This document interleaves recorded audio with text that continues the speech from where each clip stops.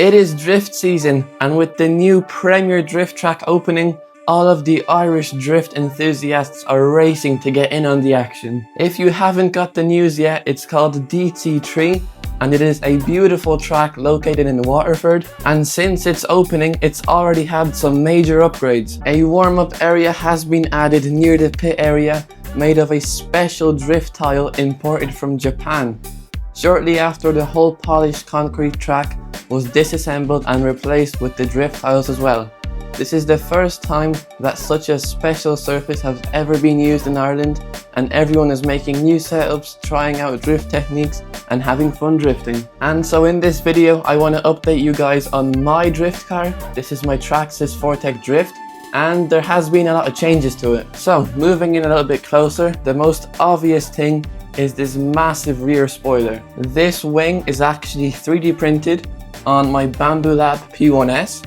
Absolutely awesome print quality there, very good looking. It's made of a few parts. We've got these legs that extend up to here, up to the actual wing, and we've got these little hands that hold onto the car. Then we've got these sides which are just glued on, and yeah, it just looks really good. I'll link the files to this in the description. I did not design this, it's from a guy on Printables, I believe, so you can check that out in the description. Moving a bit away, we've got two new stickers there. That's just a small addition. And for the outside, I think that's pretty much all. If you guys are interested in this car, there is also a link to where you can buy it in the description. And I have an unboxing video and a testing video about it, so you can go check that out as well. And here is where the most changes have been made. The most obvious thing that you see straight away is that we have a brushless system here with a huge fan. And this is because the brushed system was pretty underwhelming. On the track you could see it going kind of sluggish, not keeping up with the other cars. I think the track was just a bit too big, and that's why I decided to upgrade to this one. It's been working fine for now, however it is a lot harder to control because there's about 10 times the amount of power, and so there is a lot of setup changes that I've had to make. But if you have a Traxxas 4-Tec Drift and are curious if you can make it 3S, well, you can. It's just not very easy. As in, actually installing the electronics was really easy, but getting it set up is a little bit more difficult. But it's set up now, kind of, I guess. I mean, it can drift, just it needs a lot of patience and you need to get used to it because it is completely different. I still do make a lot of mistakes, as you can see here, but I think I'll get better. If we look even closer, we can see that it is a Traxxas VXL 3S system.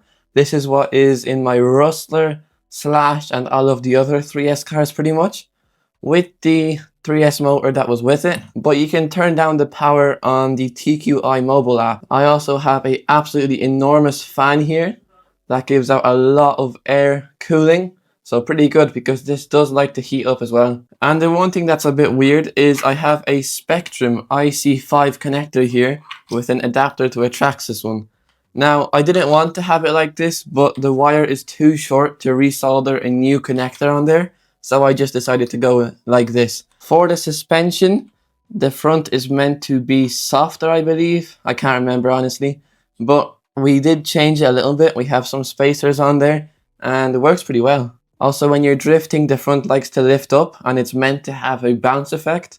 Again, I'm not really a specialist on drift cars, but I think that's good, so I've got that tuned. And on the rear I have even bigger spacers there because the rear is meant to be harder, so I think that's okay as well. I don't really know what I'm doing here. All of this advice was given to me by people at the club. They're really nice there and they really want to help as well, so my car is pretty much set up similarly to what they would have. I still have the original wheels and tires on there, however I do have some new ones as well. So these are the proper tires that you're meant to have for the P-tile surface at the track. The tiles do get destroyed very easy, they're very fragile, so these tires are necessary if you want to drive there. I do have these beautiful rims. They are actually from a Tamiya, I believe, or a Kyosho. Here's a screenshot of where I got them from. But yeah, they look very good and they are fully metal, very strong, and they look very good, I think. So if you want to drift there, they are selling tires on track, but if you want to buy them online, they are the LF4 compound. So not really sure what that means as well, but that's what they are. The rims I chose here also look very good on the 4-Tec. I'll put them on in a second. But first I just want to say that I still have the second set that was originally included in the car. I don't really use these too much because I think they're for more slicker surfaces. But for the tiles I have these, and in the house I don't really have very slick surfaces, so I don't use these as much. And yeah, not too much wheels and tires here. And I'd just like to mention as well that there's a different hex on here. These wheels are a lot smaller and thinner, see, than the original ones. So I put on a hex from the front of a Traxxas Rustler here, and this just extends the wheels to be out a little bit further. Not by very much, but just enough that it's acceptable the way it looks.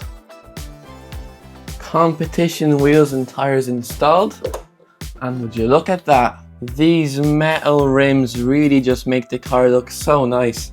I mean, it just matches very well. It looks very good going around the track as well. I really like these, and they were very cheap for what they are as well. If you want to see them, there'll be a link in the description for these as well.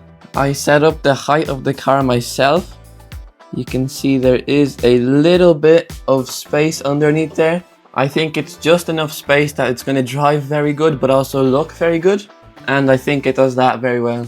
And overall, just inspecting the body here, there is very minimal scratches anywhere. It's very good body. I think it's made of some really high quality Lexan that it doesn't really damage. And I'm just really impressed by this car overall. It was very cheap compared to some of the other drifters there.